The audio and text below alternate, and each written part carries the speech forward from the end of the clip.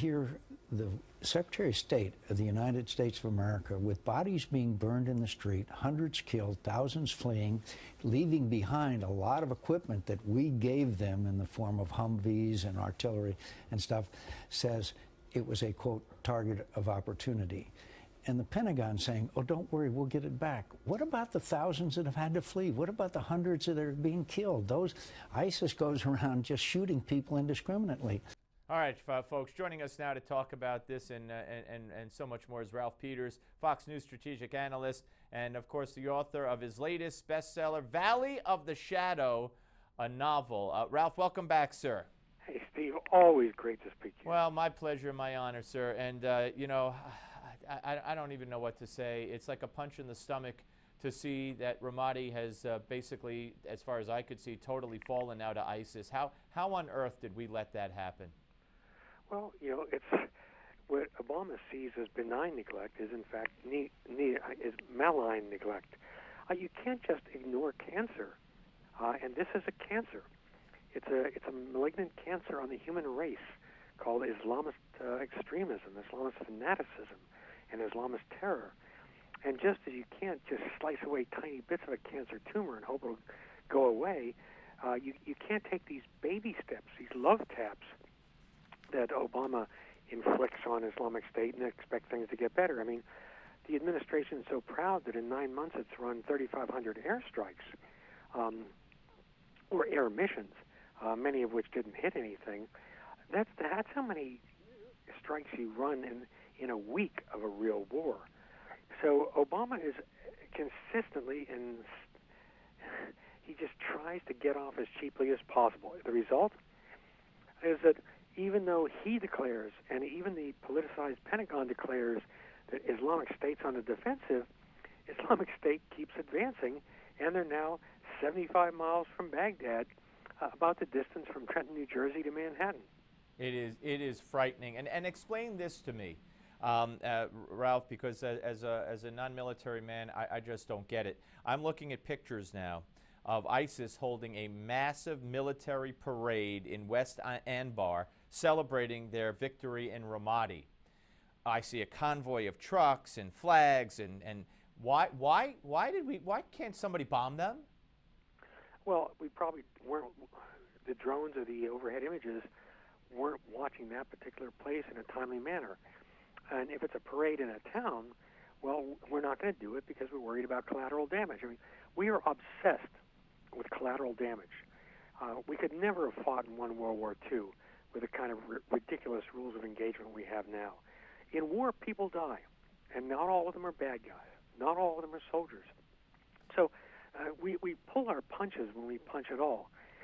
And, you know, it's just incredible to me that Secretary of State Kerry can say that, well, yeah, or the chairman of the Joint Chiefs can say, well, in war there are setbacks. This isn't a setback. Steve, the fall of Ramadi is a catastrophe. It's the capital of Anbar province, the Sunni heartland. It's on a direct route from Syria toward Baghdad. Its symbolic importance is huge, not least after the United States fought for years to really take over the city properly. And here we have Islamic State doing it in a matter of weeks, in fact days. They get to declare another huge propaganda victory. The Iranians are getting more and more deeply involved because the Baghdad government, without them, would collapse. Our miserly training scheme has had no good effect at all.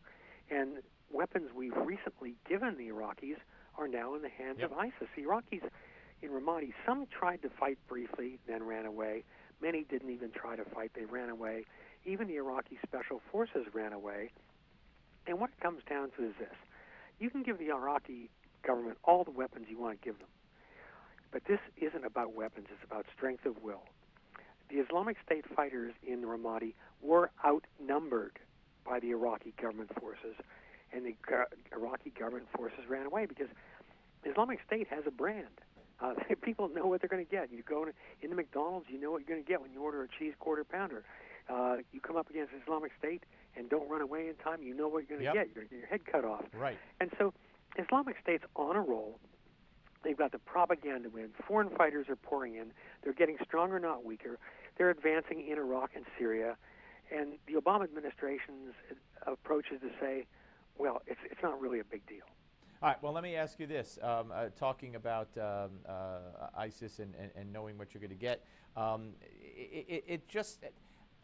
Hillary Clinton said today when she answered a couple of questions, I almost lost my train of thought. I'm glad I got it back. She said, it's up to the Iraqis. You know, we could train them, we could give them weapons, but it's going to be up to the Iraqis to defeat ISIS. We know what's happened so far, and we know what's going to happen again. So they're going to take Iraq. Under Hillary's command, if she becomes commander-in-chief, or if Obama adopts that strategy, or as he has, we're gonna lose all of Iraq, right? No, we won't. Well, Islamic State won't conquer all of Iraq, but we will certainly lose all of Iraq. In fact, it's really a travesty, Steve, that you and I are talking about Iraq. Iraq's gone. It doesn't exist anymore. Not going to come back. Our State Department, which built this extravagant embassy in Baghdad, largest U.S. embassy in the world, is still obsessed with the idea of bringing the Iraqi state back from the grave. Ain't going to happen. There's an independent Kurdistan in the north. Yeah. Unless something radical happens, Islamic State is going to own Anbar province, parts of other provinces in the west, and there's going to be a Shia rump state of Iraq dominated by Iran in the center and southeast. Yeah, Ralph. That's what you've got. Yeah, we're almost out of time. I appreciate your analysis as always, and we'll follow up on this next time we talk. Thank you, my friend, as always. Appreciate it. Thank you, Steve. All right, Ralph Peters, ladies and gentlemen. Very interesting scenario, and not a pretty one. When we come back, Chief Political Correspondent for Vox.com, Jonathan Allen. Don't go away.